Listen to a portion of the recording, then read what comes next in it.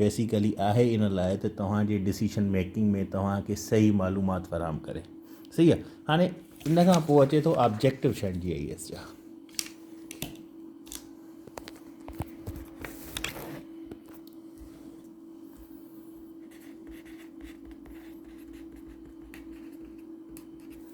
हाणे ॾिठो वञे त सभ खां पहिरियों जेको ऑब्जेक्टिव आहे GIS छा कंदी आहे, आइडेंटिफाई कंदी आहे।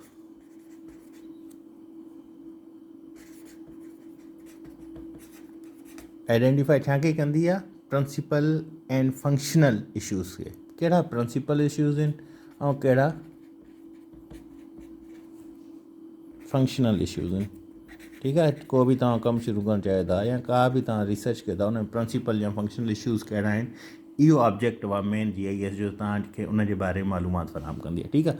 नंबर 2 ऑब्जेक्टिव हिन जो कहिड़ो आहे, नंबर 2 हिन जो इहो आहे त तव्हांखे फिज़िकल जियोग्राफिकली जेके उते प्रॉब्लम आहिनि उन जे बारे में तव्हांखे प्रॉब्लम सॉल्विंग जो हिकिड़ो सॉल्यूशन ॾींदो आहे। ठीकु आहे न।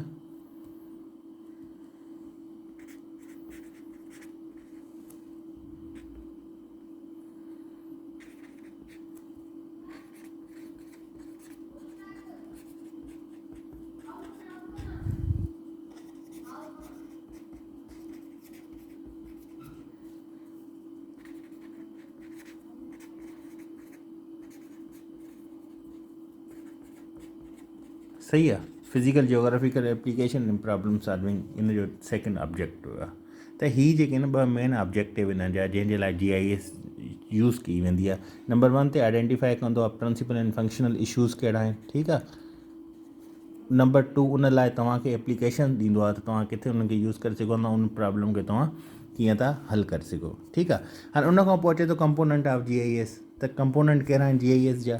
ठीकु आहे। GIS कीअं थी वर्क करे, छा इहो हार्डवेयर आहे, छा इहो सॉफ्टवेयर आहे। ठीकु आहे। या छा इहो सिर्फ़ु रिटन में ई यूज़ करे सघिजे थो, यानी डेटा कीअं था पाण करे सघूं। Components of GIS। ठीकु आहे। हाणे कंपोनेंट में नंबर 1 ते जेकी हिन में शइ अचे थी उहा अचे थी हार्डवेयर। ठीकु आहे। का बि शइ आहे जीअं मोबाइल आहे, इहा हार्डवेयर आहे। ठीकु आहे। ठीकु आहे। हार्डवेयर कोई शइ हूंदी जंहिंमें तव्हां उन शइ खे ॾिसी सघो था न। ठीकु आहे न, टच करे सघो था, जेकी तव्हां वटि शइ मौजूदु हूंदी हथ में। ठीकु आहे। नंबर 2 इन सॉफ्टवेयर हूंदो आहे, जीअं मैप आहे, वर्ल्ड मैप आहे। ठीकु आहे। या तव्हांजो जेको आहे सो गूगल मैप आहे या गूगल अर्थ आहे, इहे छा आहिनि, इहे सॉफ्टवेयर आहिनि। ठीकु आहे। इहे छाजा आहिनि, GIS जा सॉफ्टवेयर आहिनि। ठीकु आहे। नंबर 3 ते जेकी ईंदी आहे उहा शइ ईंदी आहे डेटा, जेकी तव्हां हुन में विझंदा हो। ठीकु आहे। जीअं डेटा कहिड़ी हूंदी, जियोग्राफिकल डेटा। ठीकु आहे। नंबर 4 ते जेकी शइ ईंदी आहे उहा ईंदी आहे पीपल। ठीकु आहे। या क्लाइंट, उन जे बारे में तव्हां इंफॉर्मेशन तव्हां ॾींदो। कंपोनेंट ज़ाहिरी ॻाल्हि आहे, हलाईंदो केरु, इंसान ई हलाईंदो न। नंबर 5 ते जेकी शइ ईंदी आहे उहा प्रोसीजर। ही जेके आहिनि मेन जेके आहिनि सो जेके 5 मेजर कंपोनेंट्स आहिनि GIS जा उहे आहिनि। हाणे प्रोसीजर में तव्हां छा आहे, इहो वेल डिज़ाइन प्लान्स या बिज़नेस रूल तव्हां लाइ सेट कंदो आहे। तव्हां लाइ प्लान ॾींदो आहे। लेट सपोज जीअं मां तव्हांखे हिकु सब्ज़ी जो मिसाल ॾिनो, हिकु बिज़नेस जो हिकु प्लान ॾींदो तव्हांखे कहिड़े तरीक़े सां सब्ज़ी लॻाइण खपनि, कहिड़ी सीज़न में लॻाइण खपनि, या बिज़नेस रूल्स तव्हांखे ॾींदो त तव्हांखे कीअं हिते पंहिंजो आउटलेट शुरू करणु घुरिजे। इहो सॼो प्रोसीजर तव्हांखे ॾींदो आहे। हे मेन कंपोनेंट्स आहिनि छाजा, GIS जा। हाणे कंपोनेंट्स खां पोइ GIS जो टास्क छा आहे। ठीकु आहे। जीअं पाण अॻ में ई इन खे टास्क खे पाण करे आया आहियूं त बाबा GIS में पाण इनपुट ॾींदा आहियूं। ठीकु आहे। उन खां पोइ जेको आहे स्टोर थींदो आहे, मैनिपुलेशन थींदी आहे। ठीकु आहे। पोइ वरी मैनेजमेंट ईंदी आहे। ठीकु आहे। क्यूरी थींदी आहे, एनालिसिस थींदा आहिनि, उन खां पोइ विजुअलाइज़ेशन थींदी आहे, मतिलबु उहो कमु थींदो आहे। सही आहे। हीअ जेको आहे हिन जा हुया GIS जा टास्क जेके आहिनि सो इहे आहिनि। हाणे GIS जे टास्क खां पोइ आहे GIS जा जेको आहे सो डेटा टाइप्स कहिड़े क़िस्म जा हूंदा आहिनि। ठीकु आहे। जेकी डेटा प्रोवाइड कंदी आहे पाण खे GIS, उहे कहिड़े टाइप्स जा हूंदा आहिनि।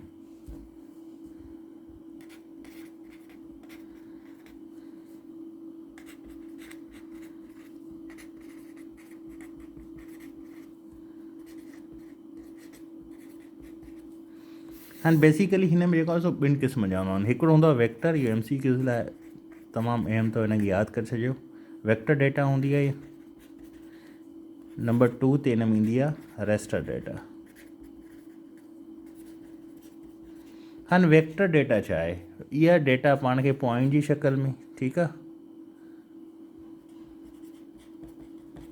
या लाइन्स जी शक्ल में, या वरी पॉलीगॉन्स जी शक्ल में,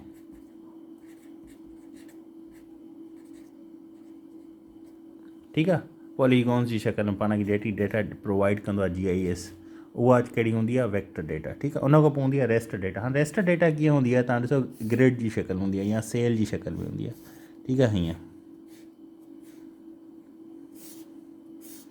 ऐं हिन मां पाण खे ख़बर पवंदी आहे त केतिरा सेल्स आहिनि, ठीकु आहे, जेके पाण लेट सपोज़ हाणे को मैप आहे, कंहिं शहर जो मैप आहे या कंहिं ॻोठ जो, उन में कहिड़ा सेल्स आहिनि जिते पाणी आहे, किथे प्लांट्स आहिनि, किथे घर आहिनि, ठीकु आहे। इहे बेसिकली जेको आहे सो इहे जेके सेल हूंदा आहिनि, ग्रिड्स हूंदा आहिनि, इन में जेको आहे सो उन एरियाज़ खे ब्रोक कयो वेंदो आहे, ठीकु आहे। उहे हूंदा आहिनि रेस्टर डेटा, ठीकु आहे। इहे ॿ मेन टाइप्स आहिनि डेटा टाइप्स जेके प्रोवाइड कंदा आहिनि पाण खे GIS, ठीकु आहे।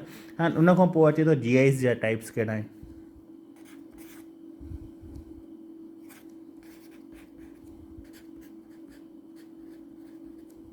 ठीकु आहे। हाणे GIS जे टाइप्स में नंबर 1 जेको उन टाइप अचे थो, उहो अचे थो डेस्कटॉप GIS। हाणे डेस्कटॉप GIS कहिड़ो आहे? जेको पर्सनल पाण जेको पर्सनल कंप्यूटर में यूज़ कंदा आहियूं उनखे पाण चवंदा आहियूं, ठीकु आहे।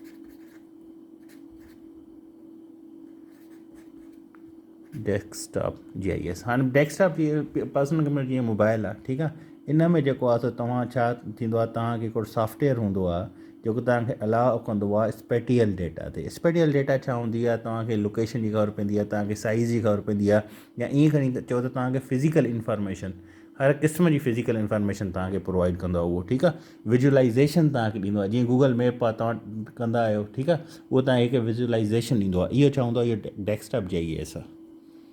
उन खां पोइ नंबर 2 ते जेको अचे थो हिन में, उहो आहे जियो ब्राउज़र। हाणे जियो ब्राउज़र जेको आहे सो इहो वेब ब्राउज़र जी वारी कारी आहे। हाणे वेब ब्राउज़र ते तव्हां जेको आहे सो वेब जा कहिड़ी बि साइट ते वञी करे ॾिसी सघो था। हाणे जियो ब्राउज़र में छा आहे त हू तव्हांखे सिर्फ़ु अर्थ जे बारे में, ठीकु आहे न, का बि शइ तव्हां ब्राउज़ करणु चाहियो त उन में उहा ब्राउज़ थींदी, जंहिंमें गूगल मैप आहे। ऐं गूगल मैप में तव्हां ॿी का शइ त ब्राउज़ नथा करे सघो। तव्हांखे कंहिं बि शहर में वञिणो आहे, कंहिं शहर जी कंहिं गली में वञिणो आहे, उहो तव्हां ब्राउज़ कंदव त उहा अची वेंदी, ठीकु आहे। गूगल ब्राउज़र आहे, ठीकु आहे, गूगल मैप आहे या गूगल अर्थ आहे,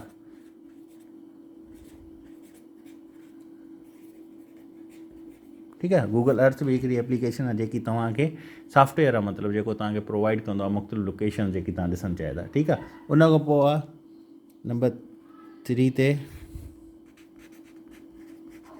वेब, या हिनखे तव्हां ऑनलाइन खणी अचो, वेब बेस्ड GIS,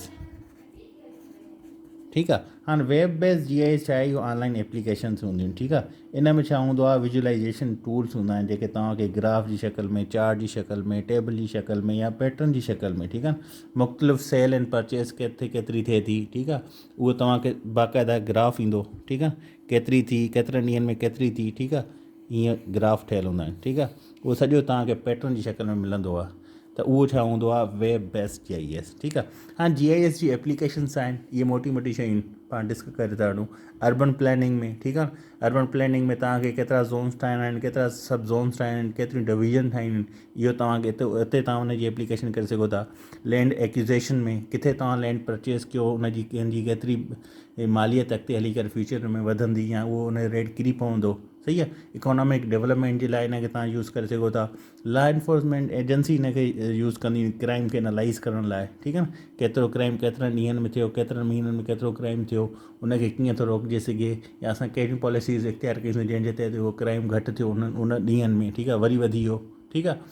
इहो लॉ एनफोर्समेंट एजेंसीज़ हिनखे यूज़ कंदियूं आहिनि। टैक्स असेसमेंट में बि हिनखे यूज़ कयो वेंदो आहे त कहिड़ा एरियाज़ आहिनि जिते टैक्स जेको आहे सो वधीक जेको आहे सो थिए थो, रिकवर थिए थो, ऐं किथे टैक्स घटि थिए थो, जमो थिए थो, ठीकु आहे। उन खां पोइ जेको आहे सो हिनजी इन्वायरमेंटल साइंस में कहिड़ी एप्लीकेशन, छो त जेको पाण जो टॉपिक आहे उहो आहे इन्वायरमेंटल साइंस में, त इन्वायरमेंटल साइंस में तव्हां हिनखे मॉनिटर कंदा इन्वायरमेंटल रिस्क खे, ठीकु आहे, त किथे जेको आहे सो इन्वायरमेंट खे वधीक नुक़सानु थिए थो या किथे जेको आहे सो इन्वायरमेंट खे घटि नुक़सानु थिए थो, उन जा पोइ सबबु कहिड़ा आहिनि, रीज़न्स कहिड़ा आहिनि, ठीकु आहे, ऐं उनखे तव्हां कीअं था हल करे सघो। उन खां अलावा modelling storm water rain of, तव्हां रन ऑफ उनखे मॉडल कंदा आहियो।